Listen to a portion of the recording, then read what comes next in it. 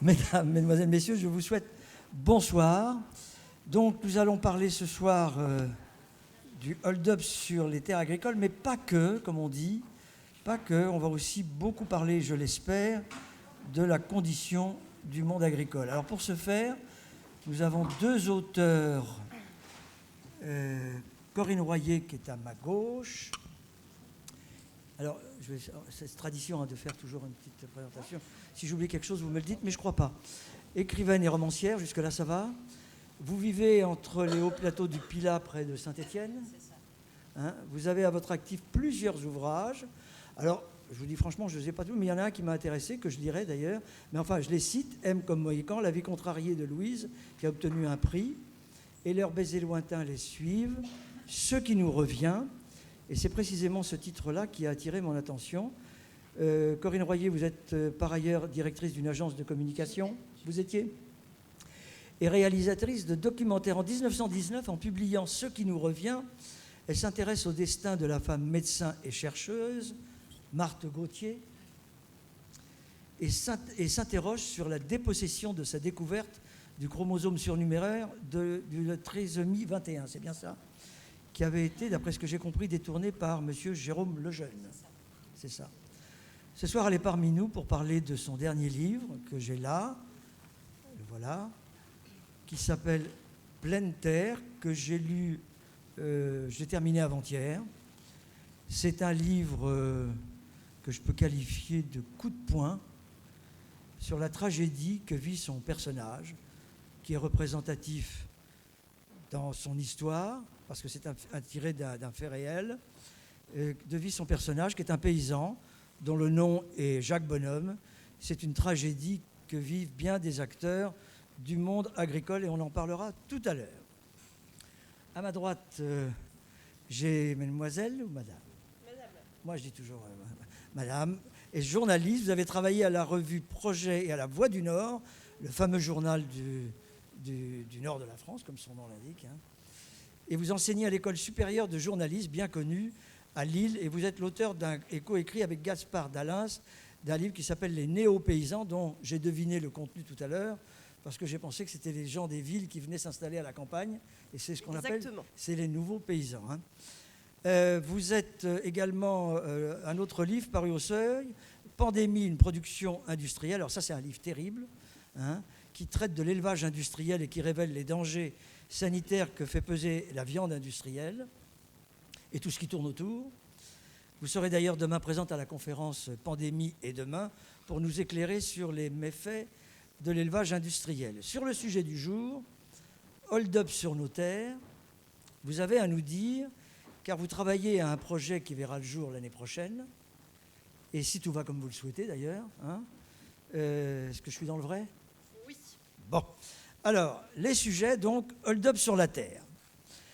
Je plante le décor, parce que je voudrais à la fois planter le décor sur hold-up sur la terre et la condition de l'exploitant agricole, et puis après, c'est nos deux auteurs qui parleront. Sur le hold-up sur la terre, l'accaparement des terres ne concerne plus seulement les pays du Sud, comme Madagascar, les Philippines, le Brésil. En France, des multinationales chinoises et européennes achètent la terre par centaines d'hectares. Ces opérations spéculatives profitent de la crise profonde que subit depuis plusieurs décennies l'agriculture en France. Sur ces terres, les compagnies pratiquent une agriculture industrielle et chimique visant une production maximale au détriment de la biodiversité. Le phénomène souterrain prend une ampleur massive. On estime que l'agriculture de firme, puisque c'est comme ça qu'on l'appelle, hein, représente aujourd'hui 30% de la production agricole. C'est méconnu. L'arrivée des grands propriétaires fonciers disqualifie les paysans et leur savoir-faire. Ils deviennent des sous-traitants et des salariés et ne sont plus maîtres de leur ferme. Une transformation radicale se déroule qui signifie la fin de l'agriculture traditionnelle. Sauf si on attire l'attention et si on se mobilise un peu, et même beaucoup. D'accord ? Et puis après, je présente le livre qui est plus particulièrement axé sur le sujet de la condition de l'exploitant agricole. Les exploitants agricoles ont la mortalité, alors je commence fort, de suicide le plus élevé de toutes les catégories sociales. Elle touche surtout les hommes d'au moins 65 ans, éleveurs bovins, 372 agriculteurs, 292 hommes et 80 femmes se sont suicidés en 2015. J'ai été vérifié. Le risque suicidaire peut résulter de difficultés économiques, mais aussi d'autres facteurs, tels que l'isolement, les conditions de vie, le travail, surcharge de travail, avec de fortes amplitudes horaires générant fatigue et maladie, les aléas économiques, mais aussi climatiques, l'endettement, les contraintes administratives, la défiance de certains consommateurs. Beaucoup d'exploitants s'estiment aussi victimes de harcèlement au travail, critiques répétées de leur travail, fausses rumeurs, etc. Le roman dont on va parler, qui s'appelle donc Pleine Terre, c'est un roman librement inspiré de l'histoire d'un agriculteur, Jérôme Laronze, agriculteur de Saône-et-Loire, abattu par les gendarmes le 20 mai 2017. Il n'avait pas 37 ans. Le héros du livre de Corinne Royer s'appelle Jacques Bonhomme. C'est un sobriquet qu'on a été cherché, que vous avez été chercher, qui était le chef de file des paysans. Pendant la Grande Jacquerie, tout à fait. Pendant la Grande Jacquerie, en 1358. C'était dans le Beauvaisis, je crois. Et qui était vécu d'ailleurs de cette veste courte qu'on a appelée la Jacques. Oui, c'est ça. En fait, c'était Jacques Bonhomme, c'est le surnom qui avait été donné au chef de file des révoltés. Et petit à petit, on a appelé tous les paysans de cette époque de façon assez méprisante des Jacques Bonhomme à cause de cette petite veste courte qu'on appelait la Jacques. Quand on disait à quelqu'un « fait pas le Jacques », ça venait de là ? Je pense, oui. On présume. Très bien. Donc, on va commencer par vous. Et puis après, vous n'avez pas besoin de moi. Je pense qu'il y a des questions réciproques qui vont se faire. J'ai entendu parler de ces boulangeries chinoises. Vous pouvez me parler de ces boulangeries chinoises ? Oui, bien sûr. Alors, en fait, c'est un cas sur lequel je me suis appuyée pour le livre que je suis en train de terminer, qui va paraître en février 2022, et qui s'appelle donc Hold Up sur la Terre. Cette histoire, c'est l'histoire d'un groupe agroalimentaire chinois qui s'appelle Reward, qui achète des terres dans l'Indre. C'est pas un petit lopin, hein, c'est 1700 hectares. Pour vous donner une idée, en moyenne, alors peut-être qu'il y a des agriculteurs dans la salle qui pourraient nous éclairer, sur la taille de leur exploitation, en moyenne, c'est plutôt 60 hectares, 63 hectares exactement.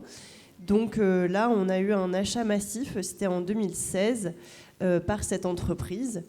Et il y a eu une déferlante médiatique, vous vous en souvenez peut-être, parce que cet achat s'est opéré sans l'aval des autorités, dans la mesure où peut-être que certains d'entre vous connaissent bien ce système, surtout peut-être les gens qui habitent à la campagne. En France, on n'achète pas une terre comme on achète une maison. Est-ce que vous avez entendu parler de la SAFER ? Oui. Donc pour ceux qui ne connaissent pas, si par exemple Albert, vous aviez une terre à vendre, vous êtes agriculteur, vous partez bientôt en retraite, vous êtes propriétaire terrien, vous fixez un prix, vous cherchez un acheteur, vous vous rendez chez le notaire, et pas seulement. Il y a aussi un passage nécessaire, qui est le passage par la SAFER. SAFER, donc Société d'aménagement foncier d'établissement rural, c'est le gendarme du foncier. On entend un peu de tout dans la campagne sur la SAFER. J'ai entendu par exemple ça sert à rien il n'y a encore pas très longtemps. C'est donc des sociétés qui sont investies d'une mission d'intérêt général. Donc cette mission publique, c'est tout simplement de redistribuer les terres en faveur des jeunes qui s'installent. Et ce qui s'est passé en 2016, c'est que cette holding chinoise avait contourné le contrôle de la SAFER. Et en fait, l'achat a été fait et l'État ne pouvait plus rien faire. Donc ça raconte quoi cette histoire ? Ça raconte en fait un outil qui est devenu complètement obsolète, puisque ces SAFER, elles ont été construites en 1960. Et aujourd'hui, plus de 60 ans après, on se rend compte qu'il y a beaucoup de failles, il y a beaucoup de trous dans la raquette, et que ces voies de contournement, elles sont très nombreuses. Et donc, à partir de 2016, il y a eu tout un travail législatif, on pourra y revenir, si ça vous intéresse, pour justement moderniser les SAFER. Ce que je peux dire, c'est que ce que m'a montré mon travail d'enquête, c'est qu'il y a eu depuis 2016 beaucoup d'autres cas de contournement que je vais pouvoir révéler en février à la sortie du bouquin. Et ce que ça nous dit, c'est que malheureusement, malgré toute la timbale médiatique qu'il y a eu après cette affaire, l'affaire Reward, dont on avait beaucoup parlé, aujourd'hui, il y a encore une vraie modernisation à faire de cet outil qui est plus complètement efficace. Très bien. On reviendra après sur d'autres exemples que vous nous citerez. Là, on va venir, je ne dis pas sur la conséquence de ce que vous venez d'expliquer, mais ça fait partie du paysage, sur ce qu'on peut appeler la condition du paysan actuel. J'ai toujours du mal à dire si on dit encore paysan ou si on dit agriculteur ou exploitant agricole, à travers le livre de Madame Corinne Royer. Alors ce livre, il est sorti au mois d'août l'année dernière.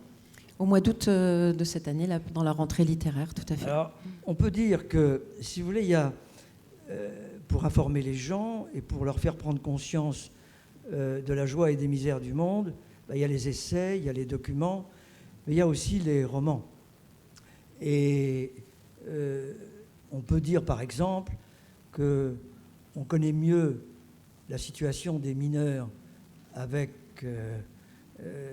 comment il s'appelait déjà, Émile Zola, et la condition de la misère au XIXe siècle avec Victor Hugo qu'avec les essais qui ont été faits. Voilà. Alors là, on peut dire que moi, je ne suis pas un expert de la condition agricole. Je dois dire qu'à travers la lecture de ce livre, dont je disais tout à l'heure qu'il est un coup de poing, c'est-à-dire qu'il arrive que la littérature sublime le fait divers, puisque c'est tiré d'un fait divers. Tout à fait. Et je sais déjà, pour en avoir rencontré, que beaucoup de libraires en France, partout, se sont saisis de ce livre et tentent par beaucoup de moyens de le promouvoir. À cet effet, d'ailleurs, j'ai rencontré un libraire d'Aix-les-Bains qui m'a chargé de vous remettre Merci beaucoup. ce petit... Alors, je voudrais commencer pour parler de ce livre par un extrait que je vais vous lire. C'est Jacques Bonhomme. On parle de lui et il explique ce qu'il ne veut plus vivre. C'est un court extrait et puis après, vous prendrez le relais. Il ne voulait plus être bercé par les plans de compétitivité et d'adaptation.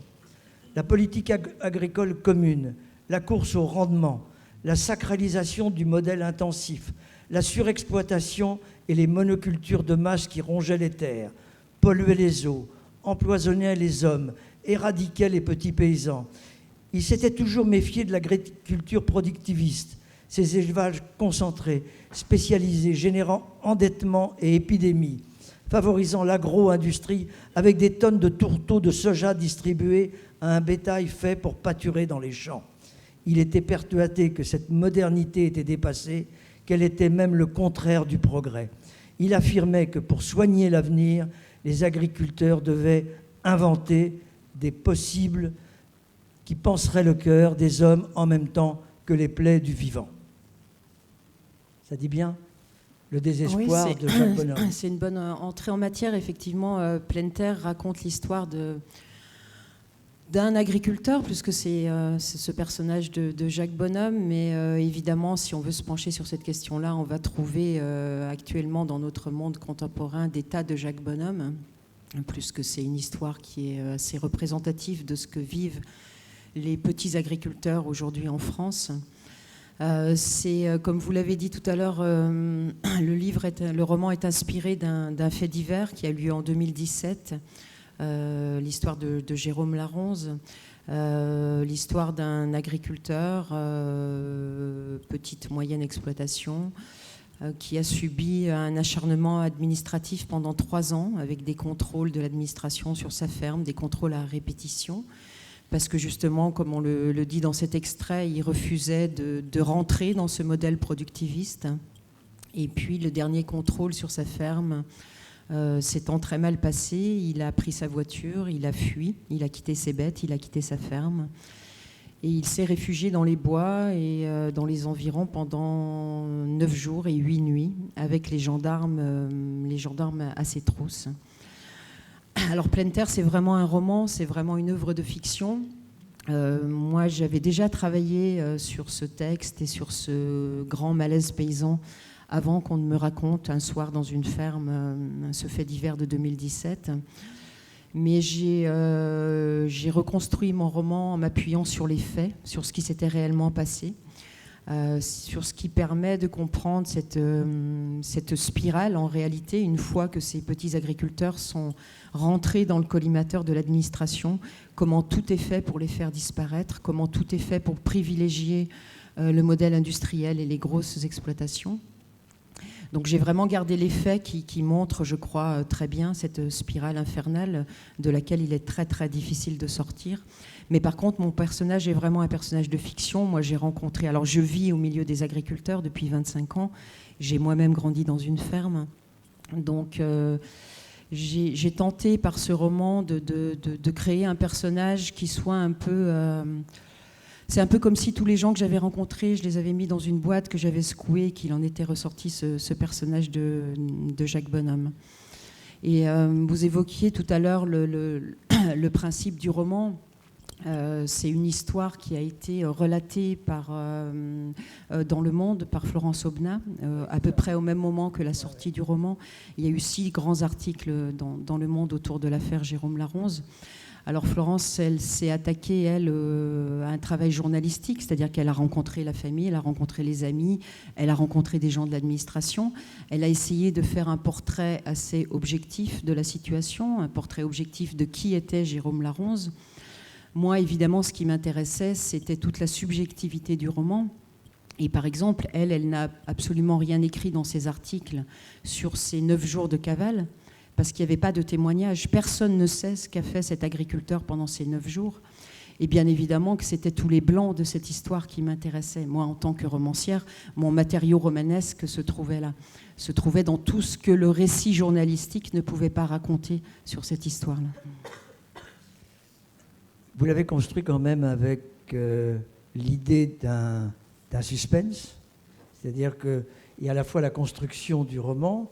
On veut savoir ce qui va se passer parce que c'est bien chapitré par premier jour de cavale, deuxième jour de cavale. Et puis, il y a une sorte après de kaléidoscope où on voit à la fois son ami, les gens de la famille, les contrôleurs, les gendarmes. Donc, au fur et à mesure qu'on avance, il y a à la fois sur ce qui se passe dans sa cavale, mais en même temps, on vit avec un rétroviseur sur tout ce qu'il a vécu et qui l'a fait fuir. Oui, Pleine Terre, c'est vraiment ça. C'est vraiment la description de ce qu'on pourrait appeler une double violence d'État. Parce qu'il y a la violence de l'administration, il y a l'humiliation générée par ces contrôles sur la ferme. Mais le premier chapitre s'ouvre sur cet homme en cavale. On ne sait pas grand-chose de lui au début du livre, hein. On sait qu'il est agriculteur, on sait qu'il refuse ce modèle productiviste, qu'il est en conflit avec l'administration, on sait qu'il a quitté précipitamment sa ferme, et surtout on sait que les gendarmes sont farouchement à ses trousses. Et pendant plusieurs chapitres, comme ça, le lecteur se demande en réalité qu'est-ce qu'il a fait, quelle horreur cet homme a pu commettre pour être pourchassé comme un criminel. Et toute la polyphonie du roman, donc toutes ces voix qui vont venir témoigner presque des dépositions, donc une sœur assez lumineuse, un jeune homme qui était au lycée agricole avec lui, le vieux Baptiste qui est un vieux voisin, un agent de l'administration, parce que bien sûr que je suis allée voir de ce côté-là aussi. Tous ces personnages vont petit à petit nous éclairer et nous montrer comment on a pu en arriver là, comment dans notre société contemporaine, parce que c'est vraiment une photographie du monde contemporain et de ce qui se passe dans les campagnes aujourd'hui. Donc comment un homme qui a tué personne, qui a blessé personne, qui a même volé personne, peut être comme ça, pourchassé comme un véritable criminel, traqué pendant des jours et des nuits. Et donc toutes ces voix vont permettre de comprendre cette spirale-là. Chaque fois qu'on voit des reportages à la télévision, et quand on est un néophyte, ce qui est mon cas, je suis toujours impressionné par les étiquettes qu'il y a sur les oreilles des vaches. Je veux dire que quand on a connu le monde paysan lorsque j'étais jeune, il n'y avait pas ces étiquettes. Alors, quand on se renseigne, ces étiquettes, elles servent, si j'ai bien compris, à la traçabilité. Hein, et donc, qui dit traçabilité, dit contrôle. Et je veux connaître votre sentiment par rapport à cette évolution. Je constate, en lisant les statistiques, qu'il y a moins d'agriculteurs, mais il y a aussi plus d'entreprises d'agriculture. C'est-à-dire qu'on a abattu les haies, on a comblé les fossés, on a ratiboisé les crêtes, on a fait en sorte que le sillon aille le plus loin possible. Donc, est-ce qu'il est encore possible de répondre aux souhaits de Jacques Bonhomme dans l'agriculture aujourd'hui et de demain? Alors, je pense que c'est aux jeunes agriculteurs de répondre à cette question. Est-ce qu'ils ont envie de reprendre la main des fermes? Dans les 3 ans, il y a 160 000 fermes à reprendre. On sait que l'âge moyen des agriculteurs, c'est 51 ans. Donc on se situe vraiment à un moment de l'histoire qui est une bascule. Il y a un vrai passage de relais massif qui est en train de se passer. Moi, quand je vous entends, Corinne, ce qui me frappe, c'est ce malaise. Alors, cette histoire que vous racontez, elle évoque une gêne. Ça me fait penser à une rencontre que j'ai faite en Bretagne chez des agriculteurs qui élèvent du poulet. C'est une famille d'agriculteurs qui est installée depuis plusieurs générations. Et en fait, j'ai eu la chance de travailler avec eux plusieurs jours. Et je me suis aperçue qu'ils avaient une forme de dégoût pour leur propre élevage. Donc, leur élevage, c'est un hangar de 10 000 m². Avec des poulets. En fait, si vous rentrez dans le hangar, vous risquez d'en écraser tellement ils sont serrés les uns aux autres. Ces éleveurs, ils ne mangent pas des poulets qu'ils vendent. Quand on rentre, on est vraiment pris par une odeur d'ammoniac très forte. Et eux, en fait, ils élèvent des poulets dans le fond de leur jardin. Et ce qu'ils font comme poulet pour en vivre, ils appellent ça le poulet du Parisien. Et en fait, ces éleveurs qui sont très ancrés dans ce village de Bretagne en Finistère, ils n'ont pas voulu transmettre la ferme à leurs enfants. C'est-à-dire que les enfants, ils sont 4. Moi, je les ai bien connus parce qu'en fait, mes grands-parents habitent à côté. Du coup, nous, avec ma fratrie, on jouait avec eux dès qu'on était petits. Enfin, quand on était petits, on a grandi avec eux. Et en fait, parmi les enfants, il y en a 2 qui voulaient reprendre et les parents ont dit certainement pas.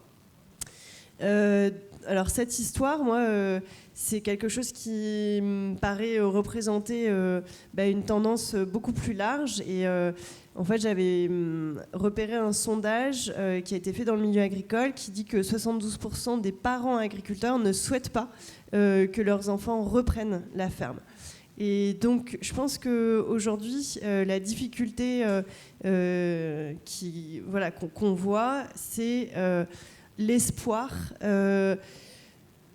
Peut-être qu'on parle beaucoup des gens qui ne sont pas issus du milieu agricole et qui se lancent dans les fermes. Ce qui est sûr, c'est qu'aujourd'hui, dans le milieu agricole, il y a un vrai désespoir. Et c'est aussi ce terreau qui rend possible l'arrivée de firmes comme celle dont on a parlé tout à l'heure, Reward, parce que l'espace est libre. Oui, c'est juste pour rebondir là-dessus. On a beaucoup étudié ce malaise paysan par le biais de l'endettement, du problème économique. Et on commence seulement, d'un point de vue sociologique, à aborder la question qui, à mon avis, est encore beaucoup plus prégnante qui est celle de la perte de sens et qui rejoint exactement ce que tu évoquais, c'est-à-dire que ce sont des gens qui ont choisi un métier qui était le symbole d'une certaine liberté, d'une part. Aujourd'hui, il n'y a pas plus contraint en France qu'un agriculteur. On leur dit ce qu'il faut produire, on leur dit à quelle quantité produire, comment produire. Donc ils sont absolument plus maîtres de leur pratique. Et cette perte de sens, je crois on évoquait tout à l'heure le chiffre catastrophique des suicides. Moi, quand j'ai commencé à écrire Pleine Terre, donc il y a à peu près 3 ans, les chiffres officiels de la MSA, de la Mutuelle Sociale Agricole, c'était un suicide d'agriculteurs en France chaque jour. De nouveaux chiffres là sont sortis, beaucoup plus récents, à peu près au moment de la parution, donc il y a 2 mois et demi. On parle aujourd'hui de 2 suicides d'agriculteurs en France chaque jour. Et on se rend compte qu'en réalité, il y a des agriculteurs qui vivent modestement, c'est-à-dire qui ont des revenus extrêmement modestes, qui ont des petites exploitations, mais qui vivent plutôt bien, c'est-à-dire qui sont plutôt, pour le dire de façon assez simpliste, bien dans leurs bottes. Jusqu'au jour où l'administration effectivement vient leur dire que c'est pas possible, le système qu'ils souhaitent continuer de développer, qu'il faut s'agrandir, qu'il faut investir, qu'il faut emprunter. Et puis là, on rentre dans cette spirale infernale, et des gens qui allaient plutôt bien perdent effectivement le sens de leur travail. Il y a un documentaire qui est tout à fait probant sur ce sujet-là. Je ne sais pas si vous en avez entendu parler. Ça s'appelle Cyril, 30 ans, des vaches, des dettes du beurre. C'est sur un jeune agriculteur qui s'appelle Cyril et qui a 30 ans en Auvergne et qui reprend la ferme de ses parents. Lui, c'est ce qu'il souhaite faire, même si ses parents, effectivement, sont pas trop d'accord, pensent que c'est pas un métier d'avenir. Mais il souhaite poursuivre ce métier-là et il a une trentaine de bêtes, 35 je crois. Il fait du lait et il est plutôt heureux dans sa ferme. Et puis un beau jour, comme il élève ses bêtes en pâture et que donc elles ne produisent pas exactement le même nombre de litres de lait tous les jours, et surtout qu'elles n'en produisent pas beaucoup parce qu'il n'a pas beaucoup de bêtes, un beau jour on vient lui expliquer que le camion de lait passera plus chez lui récupérer son lait, parce que ça ne vaut pas le coup de faire un détour au camion de lait pour si peu de litres de lait. Et donc l'administration vient le voir et lui conseille de s'agrandir, lui conseille de doubler son troupeau, lui conseille d'aller voir les banques et d'investir. Et lui refuse. Et il décide, puisqu'on ne vient plus chercher son lait, il décide de transformer lui-même son lait et de faire du beurre. Et d'aller vendre son beurre directement sur les marchés. Sauf que là, l'administration revient encore le voir et pour lui dire, mais attendez, on ne transforme pas comme ça, il faut monter un laboratoire de transformation, donc il faut effectivement à nouveau aller voir les banques, etc. Résultat, il arrête sa ferme et il devient serveur dans un restaurant. Voilà comment on arrête aujourd'hui une petite ferme en France. Vous avez prononcé le mot contrainte. Il y a un paysan qui s'appelle Bernard Lambert, qui était un représentant syndical aux paysans travailleurs dans l'ouest de la France, qui avait l'habitude de dire que, en fait, à notre époque, lui, il parlait déjà dans les années 70, mais en fait, c'est un mouvement qui se renforce. Il parlait d'une prolétarisation des agriculteurs. Donc, avec finalement des personnes qui sont attirées par cette profession justement pour l'indépendance que ça procure. Mais entre la dépendance aux subventions européennes, on sait qu'il y a 89% du revenu agricole aujourd'hui, c'est la PAC. Donc imaginez, c'est comme si vous étiez fonctionnaire, mais sans la protection du statut. La dépendance aux banques. On sait que depuis les années 80, le taux d'endettement a augmenté, il a été multiplié par 3. La dépendance aux constructeurs de tracteurs, la dépendance aux pesticides. Donc finalement, quelle marge de manœuvre il reste pour ces agriculteurs ? Voilà, je pense que le mot contrainte aujourd'hui, quand on imagine ce que c'est que l'activité agricole en France, c'est plus simplement être dépendant de la météo, quoi. Par rapport aux banques, ce que vous disiez à l'instant, Corinne, ça me faisait penser. En fait, j'ai longuement discuté avec une conseillère en chambre d'agriculture en Normandie. C'est une dame qui s'appelle Odile Le Sol. Ça fait 20 ans qu'elle accompagne des projets d'installation agricole.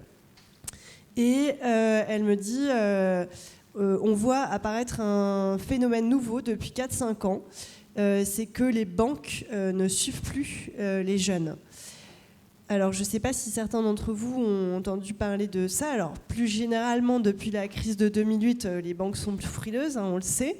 Mais l'activité agricole étant souvent dans le rouge, elle me disait qu'il y a des projets de jeunes qui sont refusés, alors même qu'ils ont eu une aide publique à l'installation, la dotation jeunes agriculteurs, parfois une aide jusqu'à 10 000, 12 000 euros de l'État pour s'installer, et pas de prêt de banque, donc ils ne s'installent pas. Donc ça fait des gens, peut-être qu'ils ils partent dans un autre secteur, la restauration, ils se reconvertissent. Et quand on voit qu'on a un tel besoin de bras, finalement, c'est vrai que c'est un petit peu désolant. Et je pensais aussi, par rapport à ce que vous disiez tout à l'heure, à un jeune que j'ai rencontré, Florian, qui, lui, n'est pas du tout issu du milieu agricole. Il travaillait dans une jardinerie et il a cherché à se lancer dans l'agriculture. Donc, il a fait le bon élève, il a fait une formation BPREA, donc formation agricole pour adultes. Puis il a travaillé comme salarié chez un maraîcher. Il a travaillé dans un espace test agricole. Enfin, ça lui a pris 3 ans de se reconvertir. Et je l'ai rencontré en 2018. Il cherchait des terres avec sa compagne pour s'installer. Et 2 ans plus tard, je l'ai recroisé. Et il m'a dit qu'il n'avait pas trouvé. Et en fait, il était devenu informaticien. Et par manque d'opportunités foncières. C'est rien. Jacques Bonhomme, quand il décide de devenir agriculteur, il n'ignore pas ce qu'il attend. Il s'en doute un peu. Les contrôles, les vérifications. Il n'a pas la discipline d'être pointilleux et de faire plaisir aux contrôleurs, mais il sait quand même ce qu'il attend. Ce n'est pas une découverte. Et il y va quand même. Non, ce n'est pas une découverte, d'autant plus que dans ce cas de figure, et ça c'est quelque chose d'important à dire aussi, c'est que c'est une exploitation qui a été transmise de génération en génération. Je parlais tout à l'heure de la perte de sens et du rapport particulier à la terre. Quand un chef d'entreprise, quand on crée sa boîte et qu'on dépose le bilan au bout de 5 ans, 10 ans, 15 ans, peu importe, on s'engage soi-même. Et l'échec, c'est seulement soi. Il faut bien comprendre que pour la majorité de ces agriculteurs qui aujourd'hui arrêtent leur ferme, non seulement c'est leur propre échec, mais c'est la trahison qu'ils ressentent, c'est la culpabilité qu'ils ressentent par rapport à des générations et des générations. Et Jacques Bonhomme, dans le roman, donc c'est la 5e génération à reprendre cette terre. Mais lui, il va être confronté en réalité à un système qui est galopant, c'est-à-dire à cette folle allure de la bureaucratie, de la paperasserie. Aujourd'hui, les agriculteurs d'exploitation moyenne nous expliquent qu'ils doivent consacrer plus de 30% de leur temps à de la paperasse. C'est pas ça qu'ils ont choisi.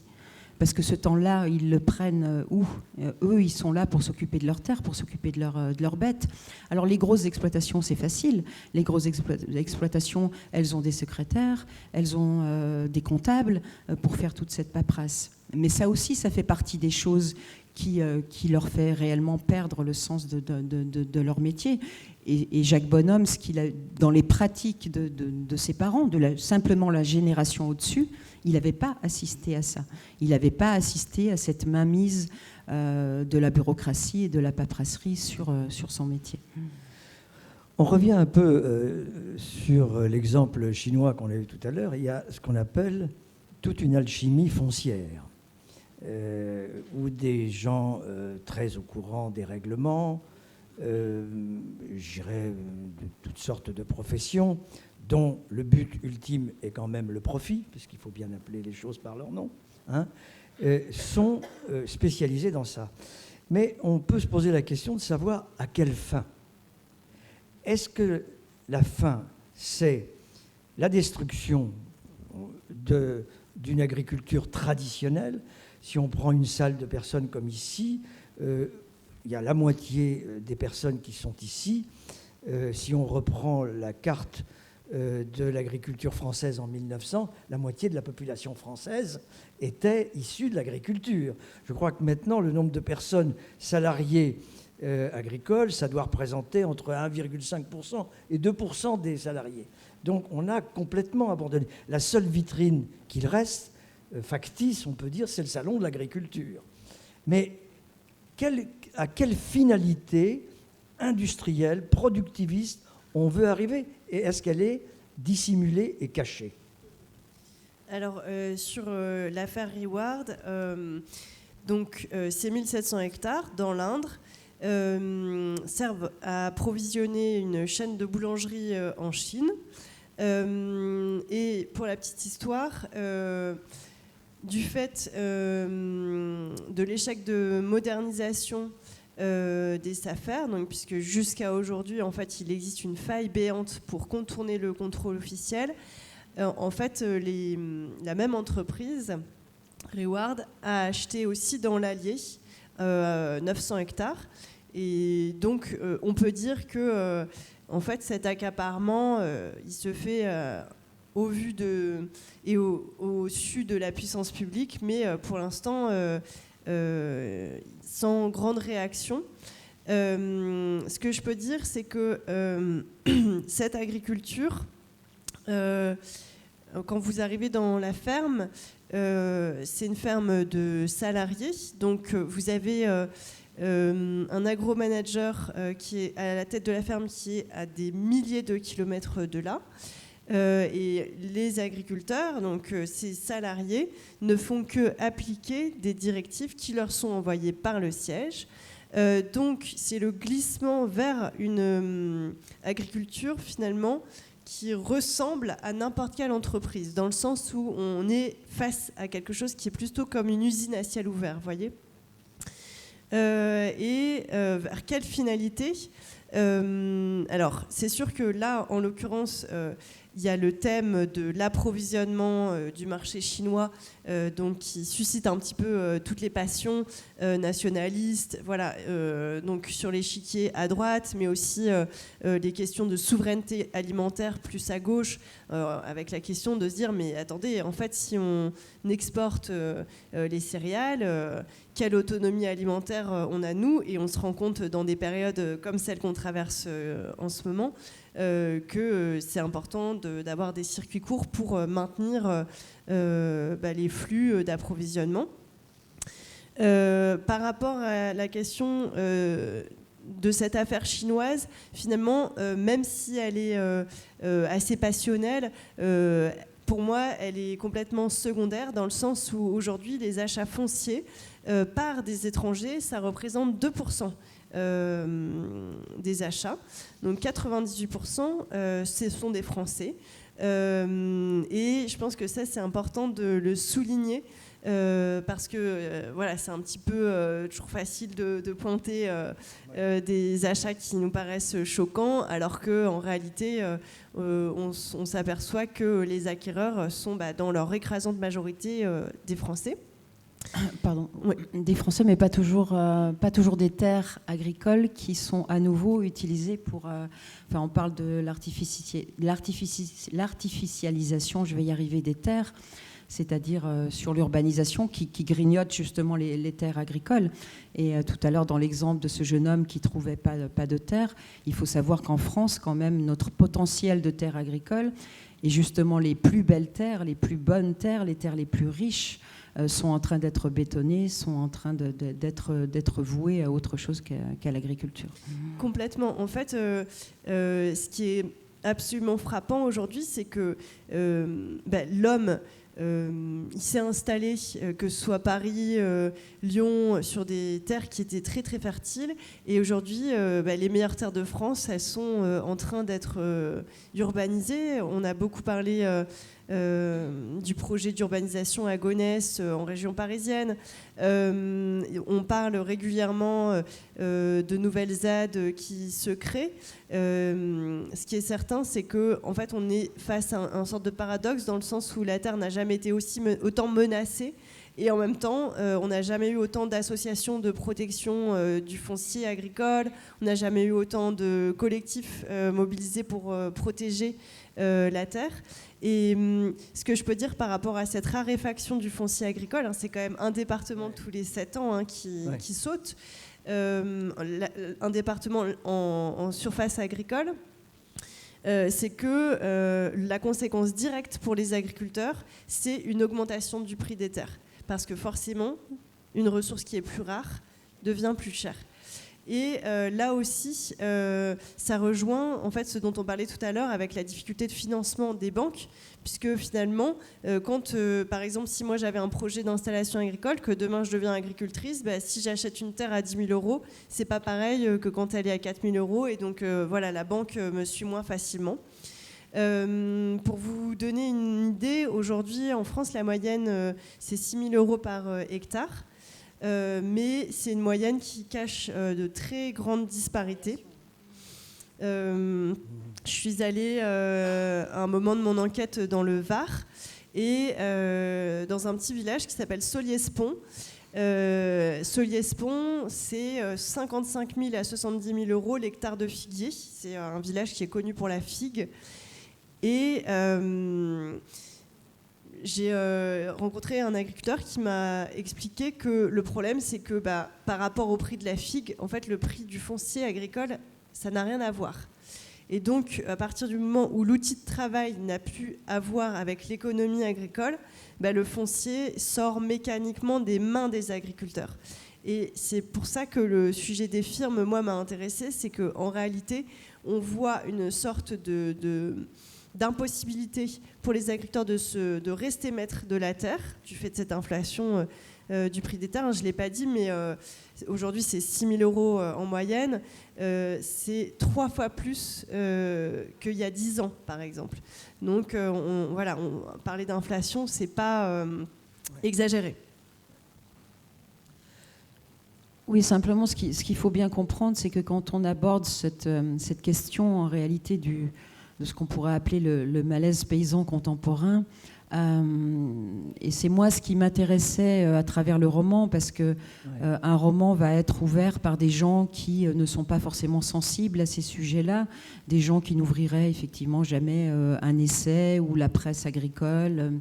Mais c'est vrai que le roman touche beaucoup à l'intime. Derrière l'histoire de Jacques Bonhomme, il y a toutes ces autres histoires, tous ces autres personnages et tous ces autres sujets traités, le rapport de cette mère, le regard de cette mère sur son fils handicapé. Il y a des tas de sujets derrière le sujet principal, donc c'est aussi ça l'intérêt du roman. Et moi, ce que je voulais, c'était sortir cette problématique des campagnes, c'est-à-dire essayer de montrer qu'il fallait qu'on ne pouvait plus rester dans cet entre-soi, c'est-à-dire il y a des problèmes des villes et puis des problèmes des campagnes. Non, ça ne fonctionne pas comme ça.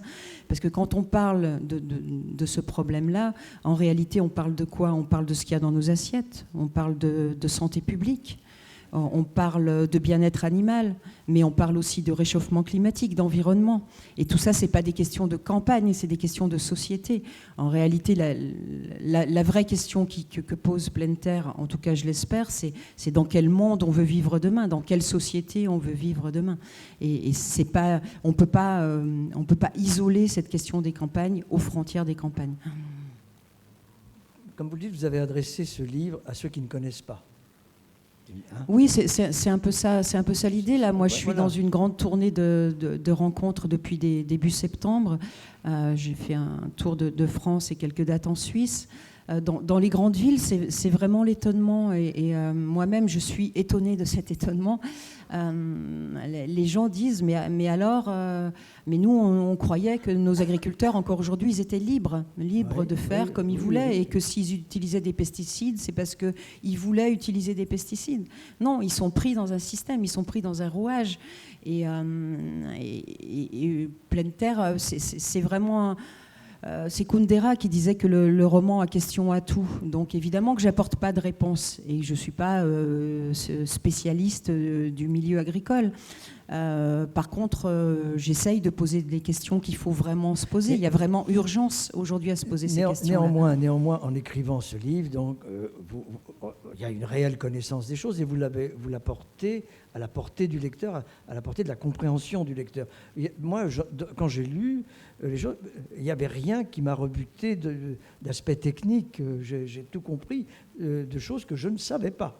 J'ai découvert des choses que je ne savais pas et je sais que de nombreux lecteurs l'ont fait. J'ajoute que, pour autant, je me suis dit à un moment, est-ce que l'auteur, quel avenir elle voit pour cette agriculture ? Si vous deviez vous dire, par exemple, dans 15 ans, ce sera comment ? Est-ce que ce sera pareil ? Est-ce que ce sera pire ? Ou est-ce que vous pensez quand même que les gens, les néophytes, etc., vont prendre conscience, à travers ce que vous avez dit, ce qu'il y a dans nos assiettes, l'air que nous respirons, etc. Est-ce qu'il va y avoir, ou est-ce que vous sentez venir une prise de conscience qui, évidemment, prise de conscience, pourra faire venir en aide aux agriculteurs ? Oui, on a sans être angélique. Hein. Oui, bien sûr. On a abordé là, peut-être le côté sombre des choses. Dans le roman, il y a aussi plein de moments lumineux. Il y a notamment cette communion entre cet homme et la nature. Il va se retrouver comme ça au fond des bois. Il va y avoir vraiment il y a des choses assez poétiques, assez oniriques sur ce lien profond avec la terre et avec la nature.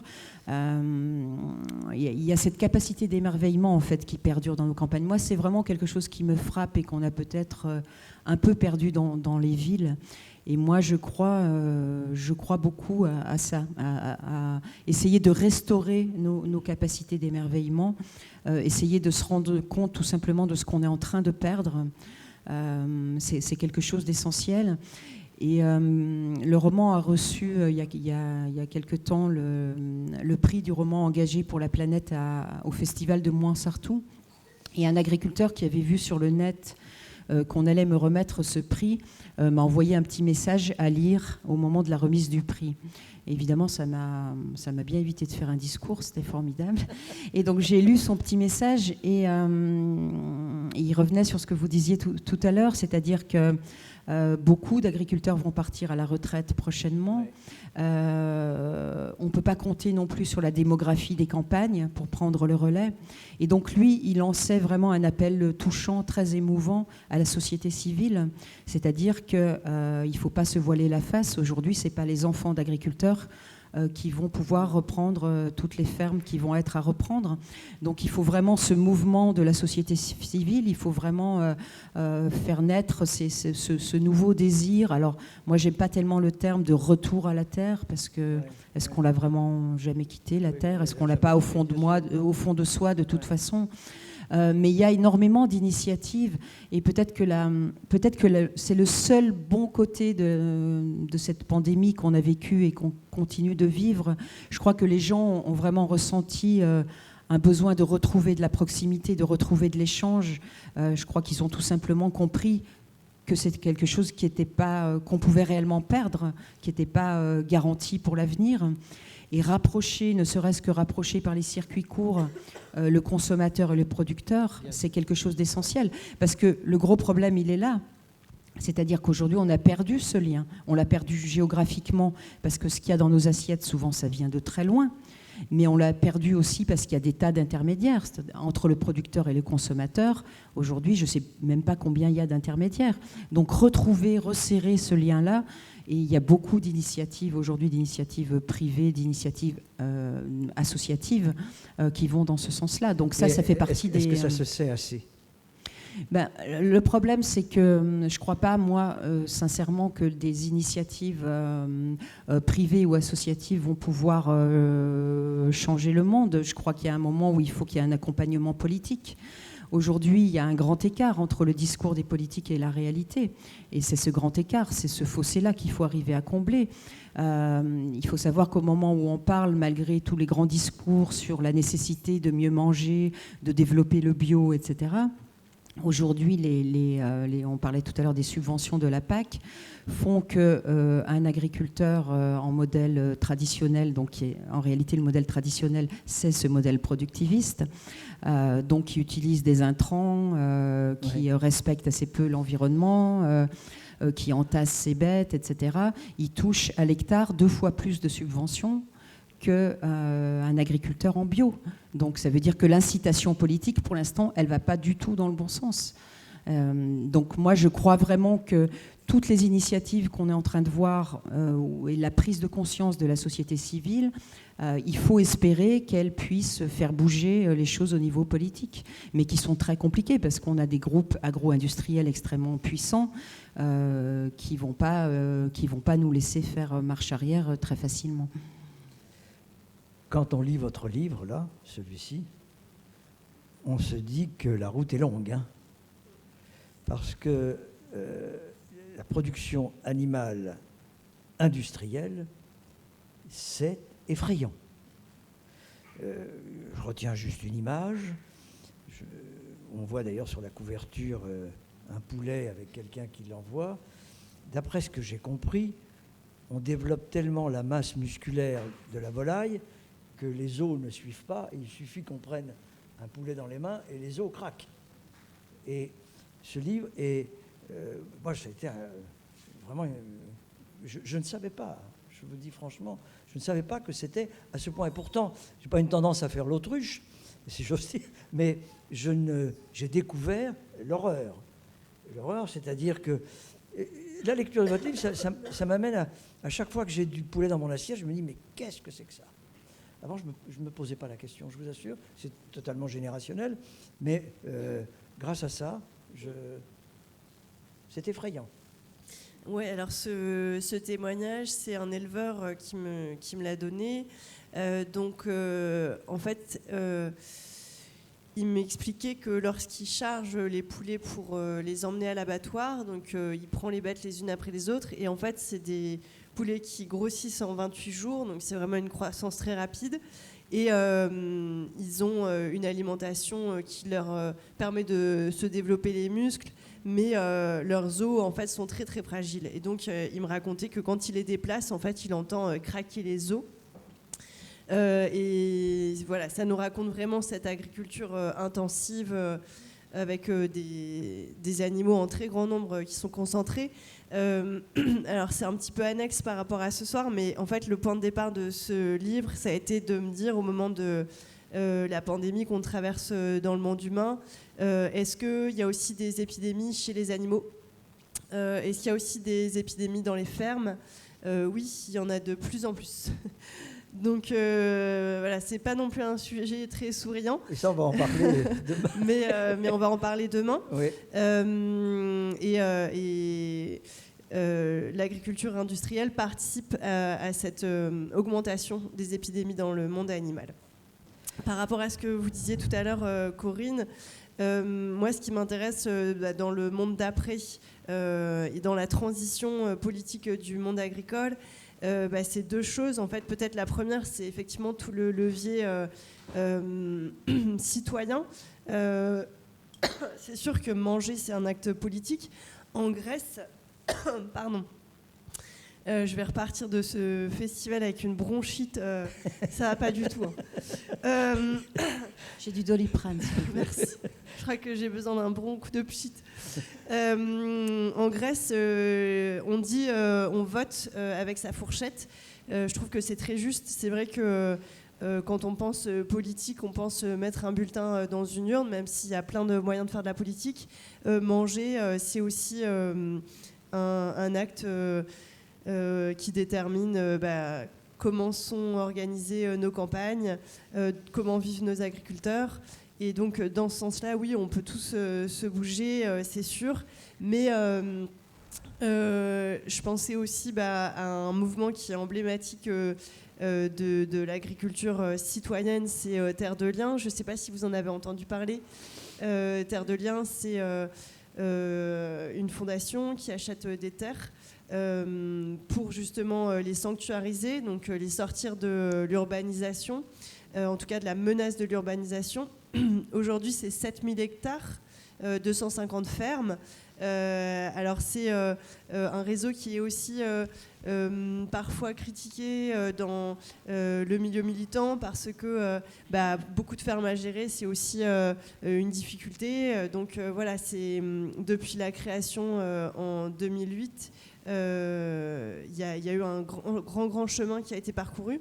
Mais ce que j'ai envie de vous partager sur Terre de Liens, c'est une remarque qui m'a été faite par un de ses salariés qui me disait avec une grande humilité que 7000 hectares, c'est rien du tout par rapport aux 29 millions d'hectares en France.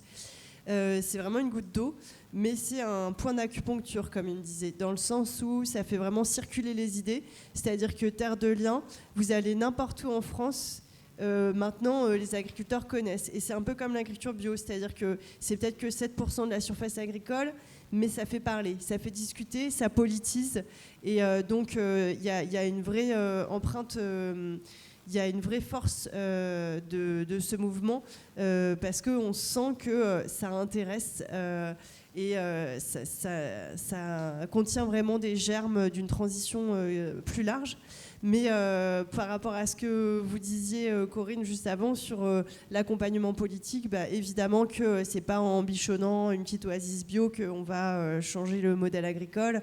Et aujourd'hui, les décisions, elles se prennent aussi à Bruxelles et à Paris. Et donc, voilà, c'est important d'occuper ces espaces citoyens, mais évidemment... si on n'engage pas une transition politique plus large, on n'arrivera pas à faire bouger le modèle. Alors, il est 18h15, je crois que le chapiteau là-bas de vente des livres s'arrête à 18h30. S'il y avait des gens ici, enfin, je recommande vraiment chaudement, parce que c'est un livre vraiment, moi, qui m'a procuré beaucoup d'émotions. Je l'ai dévoré vraiment et j'y ai appris énormément de choses, ce roman Pleine Terre. Alors je vous en recommande tout simplement. C'est chez Actes Sud, je crois qu'on ne l'a pas dit. Comment ? C'est chez Actes Sud, je crois qu'on ne l'a pas dit. Actes Sud, je dois le dire, très bonne maison, n'est-ce pas ? Mais surtout, vraiment, c'est un livre qui vous prend... alors, d'abord parce qu'on y découvre des choses qu'on ne connaît pas, en tout cas, c'était mon cas, mais surtout, il y a un réel suspense. Il y a des personnages. Ce personnage, c'est une force de la nature, Jacques, hein, et on le voit très bien, on l'imagine très bien. Donc je recommande la lecture. Je dis simplement que nous avons peu de temps pour les questions, mais si vous en avez une ou deux, n'hésitez pas. Est-ce que ça voudrait dire qu'on a tout dit ? Quand même pas. Hein ? Bonsoir, merci. Merci pour ce débat qui a été très très intéressant. Alors moi j'ai plein de questions, mais je ne vais pas toutes vous les poser parce que je connais un petit peu effectivement la situation agricole, mais un petit peu seulement, et elle m'effraie effectivement. Juste une observation, il y a effectivement Terre de Liens, mais ce qui est souvent reproché à Terre de Liens, c'est qu'elle rend les agriculteurs locataires. Voilà, les agriculteurs ne peuvent pas acheter la terre et c'est un peu problématique. Et il y a une autre structure qui se monte actuellement qui s'appelle Ferme en Vie, qui achète également, comme Terre de Liens, des hectares, hein, et qui les revend aux agriculteurs qui s'installent. Et comme Terre de Liens, il les accompagne effectivement dans la mise en place d'une agriculture agroécologique. Bien.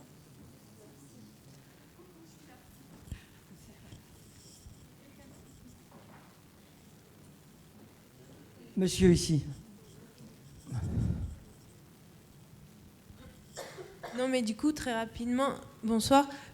Pour parler d'un mouvement citoyen qui essaye d'être politique ou qui essaye de tendre vers ça, je voudrais vous parler d'un mouvement qui a à peine une petite graine et qui essaye de germer. C'est la Caravane des droits paysans et du monde rural, qui dit qu'on ne peut plus parler maintenant d'écologie sans parler d'agriculture paysanne, qu'on ne peut pas parler d'agriculture paysanne s'il n'y a pas de droits paysans. Et du coup, ce mouvement, il essaye de sensibiliser par la thématique alimentaire et en parlant d'un texte qui est international pour le coup, qui est une déclaration. Donc le poids, pour l'instant, il est, disons, symbolique, mais il est quand même politique et juridique. Donc c'est la Déclaration des Nations Unies sur les droits des paysans et des autres personnes qui travaillent en milieu rural. Et c'est un super texte, je vous le recommande. Il y a 28 articles qui parlent de droit à la terre, aux semences, à l'accès aux moyens de production, aux revenus. Et donc c'est hyper important aussi, en tant que consommateurs, habitants, paysans, de s'intéresser aussi à ces luttes qui sont globales. Et il faut toujours faire des liens entre pourquoi on veut s'engager et qu'est-ce qu'on veut manger et qu'est-ce qu'on veut soutenir comme modèle.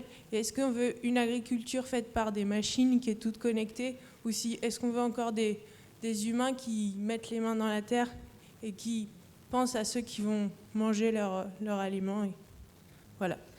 Merci. Merci. Question, monsieur.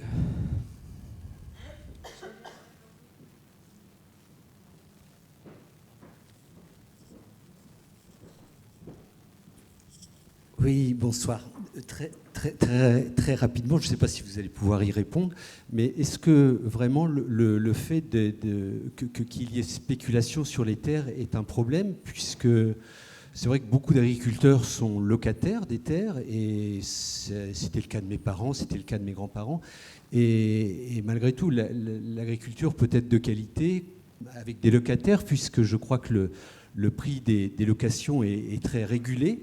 Donc, est-ce que vraiment ce problème de spéculation est un réel problème pour les agriculteurs? Moi, ce qui m'inquiète sincèrement, c'est vraiment la concentration des terres, même par des locataires agriculteurs qui exploitent de plus en plus grands et qui ont des exploitations qui sont maintenant monstrueuses, qui permet donc une mécanisation à outrance, donc qui ne respecte pas les terres. Et c'est vraiment ça, moi, qui m'inquiète. Et quelle solution pour que des agriculteurs avec des petites surfaces puissent vivre vraiment de leur travail en respectant bien mieux... Vous pouvez répondre brièvement. Oui, merci pour votre question. Alors oui, en fait, le marché des locations et le marché des propriétés, c'est deux sujets qui sont connexes. Mais effectivement, beaucoup d'agriculteurs qui sont locataires n'ont pas l'intention d'acheter du foncier, puisqu'on est sur un statut avec un bail à ferme qui est très satisfaisant. Donc ça, c'est en fait, à la limite, je dirais que... beaucoup d'agriculteurs ne veulent pas devenir propriétaires, mais quand ils ne peuvent pas le devenir, c'est un problème. C'est-à-dire que certains veulent acquérir l'outil de production et aujourd'hui ne peuvent pas le faire parce qu'on est dans un contexte économique difficile. Donc ça, c'est un problème. Maintenant, la condition des agriculteurs locataires... aujourd'hui, avec la concentration, on a un marché qui est aussi très réduit. Parce que, par exemple, on va plutôt donner un bail à quelqu'un qui a déjà des terres. Donc, en réalité, le marché des locations, il a aussi... je ne vais pas pouvoir tout développer là, mais voilà, il y a aussi pas mal de revers, et donc qui ne sont pas simples, mais on a la chance d'avoir un droit du locataire qui est très construit en France, ça c'est clair. Bien, nous allons terminer là. Peut-être ajouter aussi que vos parents peut-être étaient propriétaires de leur bâti, non, même pas de leur maison. Alors c'est vraiment une exception parce que les jeunes ou les moins jeunes qui veulent s'installer maintenant et qui ne sont donc pas issus du monde agricole, eux arrivent sans rien et ne peuvent pas accéder à leur propre maison parce que le marché de l'immobilier est inaccessible. En plus, on sort complètement des reprises familiales qu'on connaissait auparavant. Et non, juste pour répondre à votre question, monsieur, ce qui est inquiétant, c'est pas tellement... ce qui, à mon avis, est important, c'est que quand le capital se penche sur les terres, quand c'est le capital qui rentre effectivement pour acquérir ce foncier, en général, le capital ne rentre pas pour faire des petites exploitations, mais pour justement encore nous proposer un modèle qui n'est pas celui qu'on souhaiterait voir se développer. C'est surtout ça le problème. Oui. Bien. Merci. Et puis, on va se retrouver dans le stand là-bas pour ceux et Merci celles qui beaucoup. veulent lire le livre. Merci pour votre présence. Merci Albert. Bonne soirée. Merci Albert. Merci.